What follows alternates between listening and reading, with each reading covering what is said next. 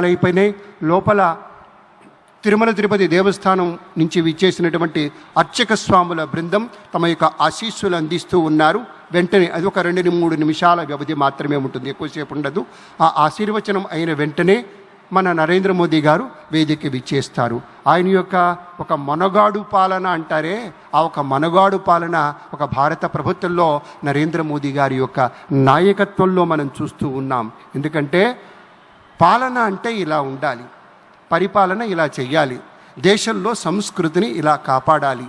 అన్ని విధాలుగా మన సంస్కృతి ఎక్కడ బీటలు వారినా కూడా దానికి ఏమాత్రం విరవకుండా ముందడుగు వేసి తమదైనటువంటి రీతిలో స్పందించి ఒక మోటివేట్ చేసుకుంటూ కోట్లాదిగా ఉండేటువంటి ఈ ప్రజానీకానికి దాదాపు 140 కోట్ల ప్రజానీకానికి కావలసినటువంటి ఒక ధైర్యాన్ని, స్థైర్యాన్ని ఇవ్వగలిగినటువంటి మూర్తిమత్వం ఎవరిదయ్యా అంటే ఒక నరేంద్ర మోదీ గారిది అని మనవి చేసుకుంటూ, ఒక మేక్ ఇన్ ఇండియా అనేటువంటి నినాదం కావచ్చు, ఒక స్టార్టప్ ఇండియా అనేటువంటి నినాదం కావచ్చు, ఒక స్టార్టప్ ఇండియా అనేటువంటి నినాదం కావచ్చు, ఒక డిజిటల్ ఇండియా అనేటువంటి నినాదం కావచ్చు, ఏదైనా మనం ఆర్థికంగా స్థిరత్వాన్ని సంపాదించినప్పుడు మాత్రమే ఇది సాధ్యమవుతుంది.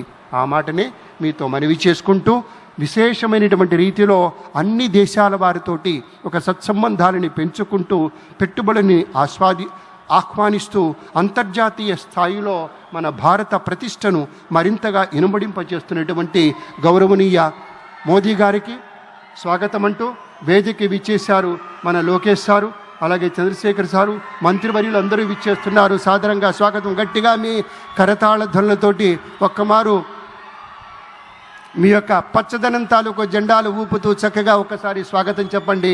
మన రామ్మోహన్ నాయుడు గారు, అలాగే గౌరవనీయులు డాక్టర్ చంద్రశేఖర్ గారు అందరూ విచ్చేశారు. పెద్దలందరికీ సాదరంగా స్వాగతం పలుకుతూ ఈ మహనీయ మూర్తులు వచ్చారు కాబట్టి ఇక చంద్రబాబు నాయుడు గారు విచ్చేస్తూ ఉన్నారు. వారి రావడంతోనే ఒకదాని వెంట ఒకటిగా మనం ఇంతకుముందు మీకు మనవి చేసినట్టుగానే కార్యక్రమం అంతా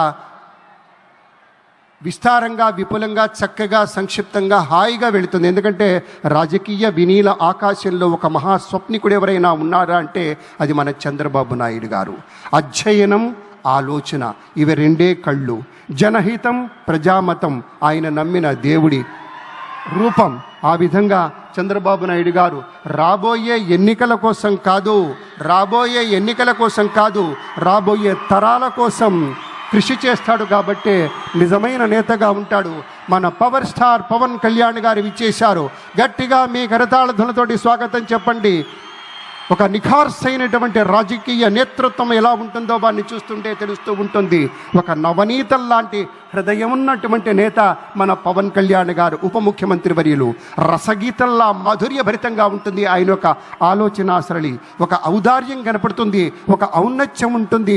సదా వందనీయమైనటువంటి ఆదర్శం ఆయన మాటలో, ఆయన చేతలో స్ఫుటంగా కనిపిస్తుంది. కాబట్టే జనసేన మొత్తం ఎంతో విస్తృతమైనటువంటి రీతిలో గట్టిగా, మనస్ఫూర్తిగా మన పవర్ స్టార్కి స్వాగతం చెప్తారు.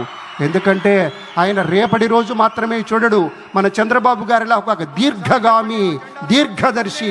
అలాగే ఒక దీర్ఘదర్శిగానే ఉండటం మాత్రమే కాదు, శీఘ్రగామి. అనుకున్న పనులు చిటికలో సాధించుకుంటూ వెళ్ళాలి, దానికి కావలసిన విజన్ తోటి ముందుకెళ్ళాలి అంటాడు. అలాగే ప్రతినిత్యము, ప్రతిరోజు, ప్రతి ఘడియ ఈ రాష్ట్రం తాలూకు ప్రజల యొక్క క్షేమం గురించి హాయిగా, ఆరోగ్యంగా, ఏ చింత లేకుండా ఉన్నారా అనేటువంటి ఒక ఆలోచన చేస్తారు మన పవన్ కళ్యాణ్ గారు. అలాగే మన అందరి యదమందిరాలలో ఆయన ఆవాసం ఉంటున్నాడంటే అది ఆయన గొప్పతనంగా మనవి చేస్తే, తను పంచేటువంటి మంచితనాల సావాసమే. మనమంతా జనసేన మిత్రులారా ఒక్కసారి మీ కరతాళ ధ్వనులతోటి స్వాగతం చెప్పండి.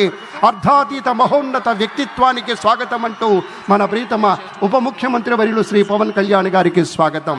పెద్దలారా, మనిషి మనసు కలిస్తేనే ఒక మహోన్నతమైనటువంటి నగిషి నగల ధగాయమానంగా మెరిసేటువంటి రీతిలో నిరాడంబరత అనేటువంటి ఉనికిని నిశ్శబ్దమైనటువంటి విజయంగా మలుచుకుంటూ ముందుకెళ్ళినప్పుడే మనకి సాకారం అయ్యేటువంటి దృష్టాంతాలు అనేకంగా మనవి చేస్తూ, ఇప్పుడు మరికొంచెం సేపట్లో మన ముఖ్యమంత్రి గారు, అలాగే అనుసరించి ప్రధాని గారు విచ్చేస్తారు.